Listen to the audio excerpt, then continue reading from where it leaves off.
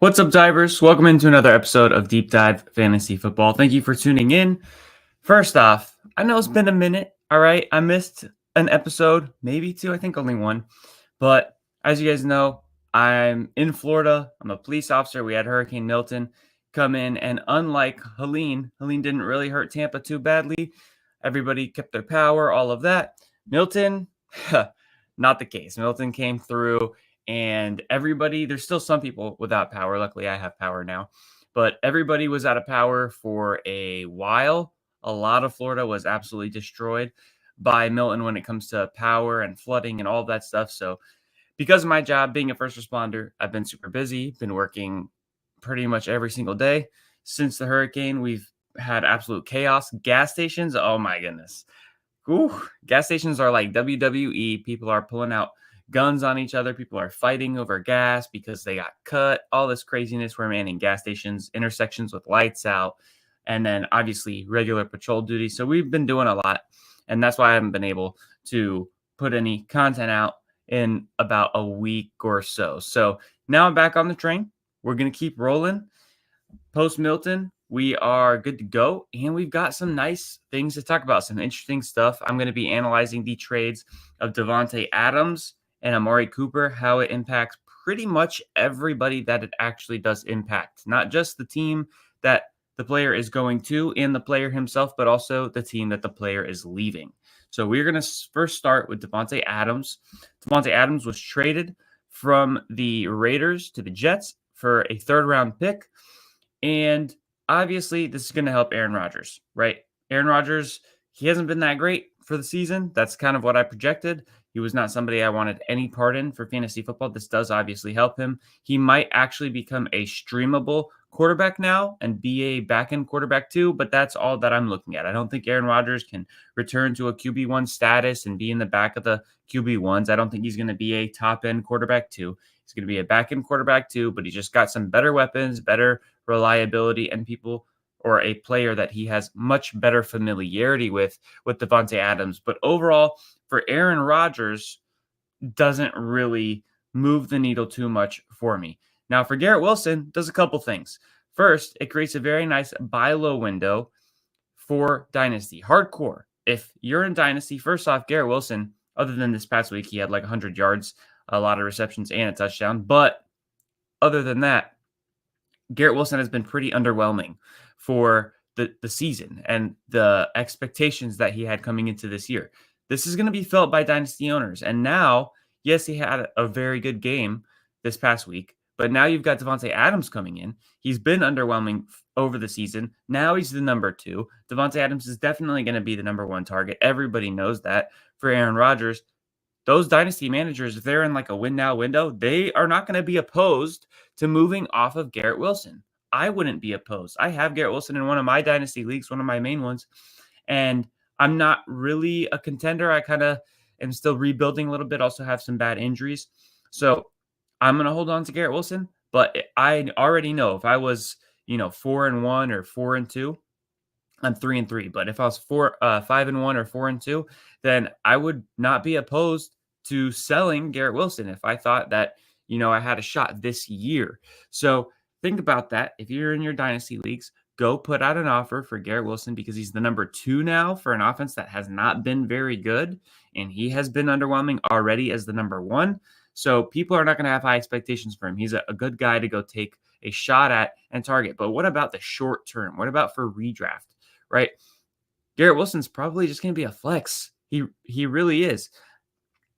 He's going to have explosive potential, but he's going to be a flex at best. Not at best, maybe back end wide receiver 2 at best. But that would have to be Aaron Rodgers and that offense really just going all in on the pass game, which you're not going to see. They've got 2 good running backs, Braylon Allen, Breece Hall. So far this season, Garrett Wilson has 30% of the targets. That's very unsustainable. He's probably going to be hovering more around the 22% range now because Davante Adams has always garnered 30 to 32% from Aaron Rodgers.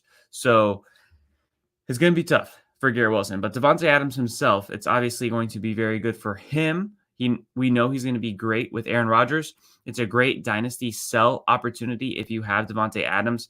I already am thinking like, hey, if I was in a win now window in Dynasty, I would want to go put an offer out for Devontae Adams if he's not already on another team that's all in, because Devontae Adams is probably going to be a top 15 wide receiver the rest of this year moving forward. He's with somebody who trusts him in the red zone, is going to throw him a bunch of balls. He's still very good. He's not over the hill by any means. We haven't seen anything to indicate that. And he's probably going to be wide receiver, like I said, 10 to 15, 8 to 14, really more specifically for me in redraft the rest of the year. And it's not the same Rodgers that once threw to Devontae Adams. Don't forget, it's been 3 years since these two have been together, right? Rodgers is much worse, but it's still going to be a very good connection, high flying. Devontae Adams won't get a 30% target share like he used to with Rodgers because he never had a number 2 quite as good as Garrett Wilson. And still, a guy that was always a number 3 when Devontae was around, sometimes a 2 in Allen Lazard. He's actually still here now in New York. So he's a pretty good 3. So because they have 3 good wide receivers, I doubt Devontae Adams will get the crazy targets that he used to get, but he's still going to be efficient, going to be good. The offense is going to take a step forward because of him, and he's going to get his touchdowns and all his work. So he's probably in that 10 to 15 range.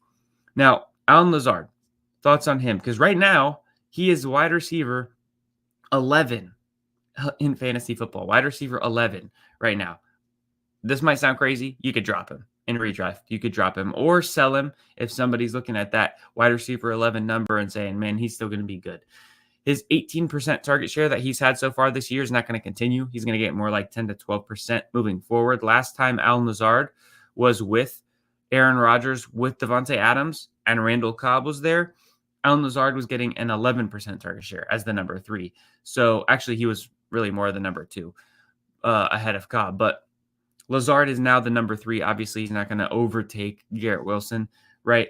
And Garrett Wilson's going to be heavily involved. So the fact that he is the number 3, you can probably drop him. It's not an offense that's throwing the ball 40-something times a game. So it's just that's what we're looking like. But I want to talk about the running backs and Tyler Conklin because those are things that people might not really think about. They might, automatically consider, okay, Lazard's going to be worse, Garrett Wilson's going to be worse, Aaron Rodgers is going to be better. Everybody can draw those conclusions.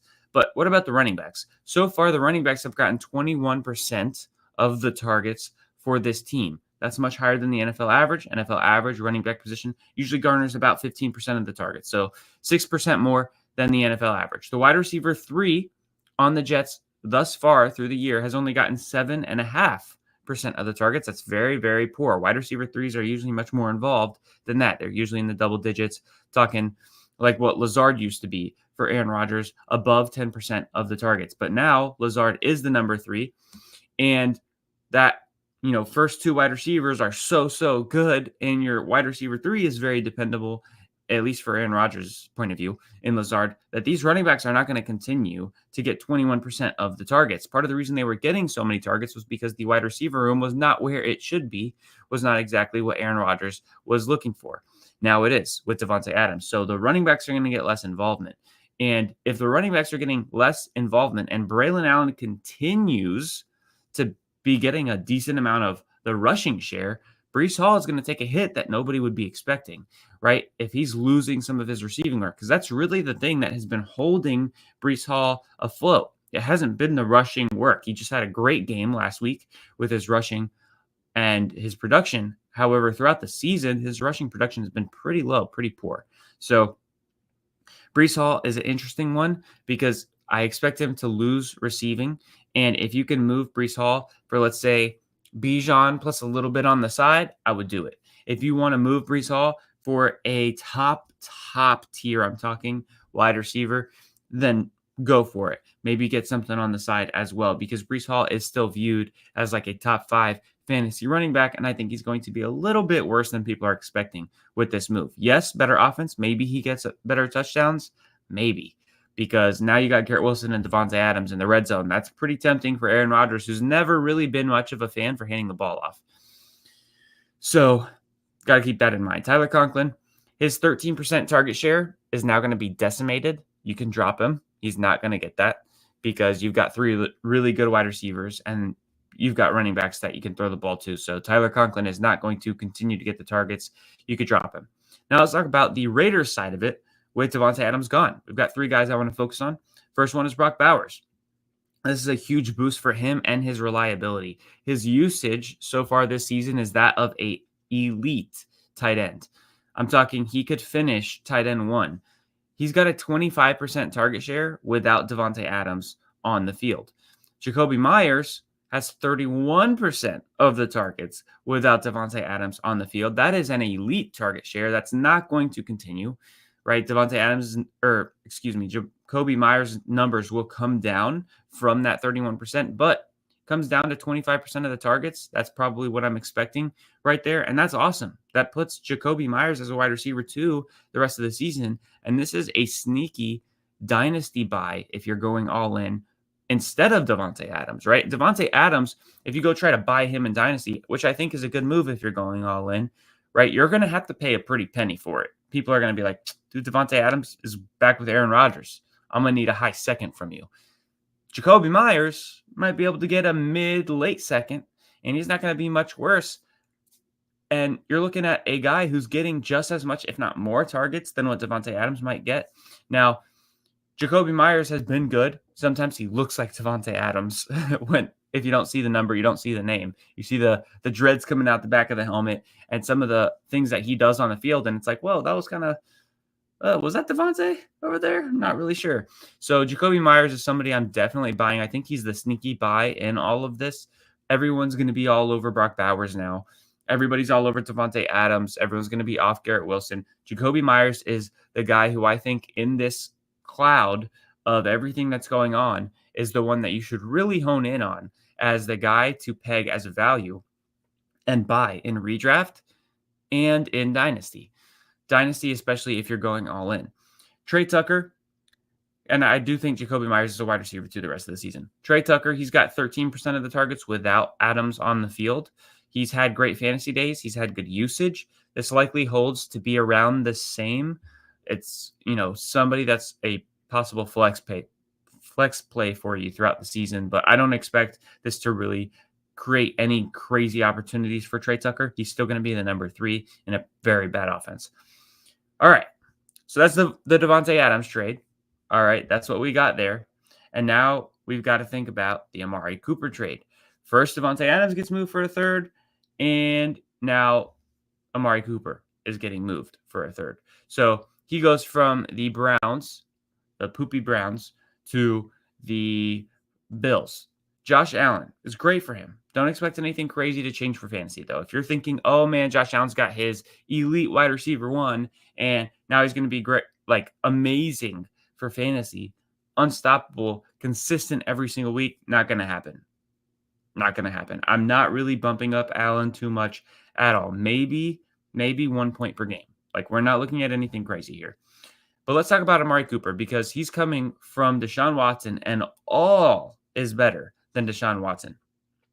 And because of that, it's obviously an upgrade. The Bills' offense has successfully played to the open man. This is something to remember. They're not the type of offense that over-targets or overemphasizes any guy, right? They play to the open man, which means that just because you have a wide receiver who you think is better than all the other wide receivers on the team, you're not going to throw him 30% of the targets. That's not what happened with Stephon Diggs last year. Stephon Diggs in the Joe Brady offense, when he was offensive coordinator last year, which obviously he is doing all the play calling this year, Stephon Diggs, who's at this point better than Amari Cooper, had a 23% target share. That's very low considering the talent that Diggs is and what he used to get. He used to be a 28 to 30% type of guy. Amari Cooper's not going to come in here and do more than that. Amari Cooper's looking at about 18 to 22% of the targets. It's good, right? He's a flex play. I think he's going to be a fine flex play, just like Khalil Shakir has been. I think he's going to be a little bit better than Khalil Shakir, but you're not looking at, Amari Cooper reascending into the top 20 wide receivers. It's not going to happen. So I'm looking at more of a flex play from him, and he's probably going to push Keon Coleman for redraft purposes to irrelevance. However, I actually like Keon Coleman a lot in terms of this creating a buy window for him, because now I trust that there's a wide receiver on the team, because there wasn't before. Now there's a wide receiver on the team that Keon can learn from And it'll give him a better shot at doing the right things to be successful in the long term, giving somebody to guide him, to mentor him, so he can become a better wide receiver for the future. And I like this a lot for Keon Coleman because not only is it a buy low opportunity because he's not going to be doing much now as a rookie, and people are not going to see these numbers and they're not going to be as excited about him, but it's also a buy opportunity because of the fact that Amari Cooper is going to be able to teach Keon Coleman and possibly make him successful for the future. So not only a buy because of the poor performance in terms of fantasy football numbers that will come, but also because he can actually be more successful. Khalil Shakir, he's borderline. This is going to sound maybe crazy based off of what he's done so far, but he's borderline droppable in redraft now. I would hold him, see what happens for a week, maybe two, but you're probably going to be able to drop Khalil Shakir. He's going to have his games, yes, but he's never going to have like that consistency that he's been pretty involved. He's been always one of those guys that's just open and they don't have, many targets ahead of him. It's been him, Kincaid, sometimes Keon Coleman, sometimes Mac Hollins, sometimes Curtis Samuel. But now you've got Amari Cooper, Dalton Kincaid, James Cook's involvement, and now you're looking at Khalil Shakir really as the number 4. Now, game to game, like I said, changes a little bit, but he's not somebody that is going to be consistent and reliable any longer. James Cook, the better wide receivers with Amari Cooper's addition, it might help take pressure off the run game, but nothing really changes for Cook in my eyes. He's still going to get receiving involvement. You might be asking, okay, you were worried about Breece Hall and his involvement as a receiver with the addition of Devontae Adams. Why not for the Bills with Amari Cooper? First off, Devontae Adams is way above Amari Cooper, right? Devontae Adams is on a different level in terms of what he ever has been, what he is now. And also, Aaron Rodgers is a lot more likely to push and force the ball to guys that he likes than Josh Allen. Josh Allen has really reined it in, and he's doing what Joe Brady wants, and that is taking the open man. And it's led to a very successful season for the Bills, a very successful start, much better than what most people imagined this team looking like with all of their losses, from Gabriel Davis to Stephon Diggs to all the defenders that have left. And it's looking pretty good. So James Cook, I'm not too worried about him losing any receiving involvement because he's going to continue to get his targets based off the way they run this offense. Dalton Kincaid definitely puts a hold on any hope that he becomes the consistent weekly target leader. I was kind of hoping, hey, Kincaid is going to slowly develop, round out, become that guy week to week that is getting the most targets. Not every single week, but pretty reliably, like the number 1, number 2 target getter. That's going to be a little bit harder now that Amari Cooper is there. I'm still looking him at the same, though, as the same value in Dynasty and Redraft, just taking away that upside hope that I was hoping would come. Jerry Jeudy. Now, on the Browns side of things with Amari Cooper gone, 2 guys I want to focus on. Jerry Jeudy, 1, sell window has opened, right? If there's people that think, okay, Jerry Jeudy's the wide receiver 1 now, he might be a good flex play. He might be pretty good, get his opportunity back, something like that. Go sell Jerry Jeudy to them because Deshaun Watson is horrid and only Jameis Winston can salvage Jerry Jeudy. And for whatever reason, seems like Stefanski is being held in prison against his will and forced to continue moving forward with Watson because of the sunken money that they have in him. And this is like a sunken cost fallacy type of situation unfolding in Cleveland because they wasted all these resources on Watson, and because they wasted the resources on Watson, they're forcing themselves to continue to suffer by playing him instead of just taking your losses, cutting ties and moving forward. So Jerry Jeudy, I would just sell him, basically. I'm not interested in redraft. If you have him in Dynasty, get rid of him. David Njoku, he's a good buy for me. And it might sound weird because everything I just said, right? But David Njoku is a good buy for me because, 1, tight ends get easier targets than wide receivers. Having bad quarterback play does not nearly affect tight end the same way it does to wide receiver. And also, not only is he going to get the targets now with Amari Cooper gone, but he might be the next one on the trade block. And if a team trades for David Njoku, that would signify they are planning on using him, and he would be somewhere that's going to target him. So David Njoku is a good buy for me because of the possibility of being traded or also just getting more targets. And he's a tight end. The targets he gets are a lot less complicated, need a lot less arm talent, a lot less skill from the quarterback to get the ball to them. So David Njoku is a good buy for me. And that is kind of my wrap up on these two trades. So just kind of breaking them down. Hopefully we get some more trades in the future. Thank you guys for dropping in, listening to Deep Dive Fantasy Football. Drop a rating, drop a review. It helps me immensely. And yeah, share with a friend. Till next time, good luck this week. Peace.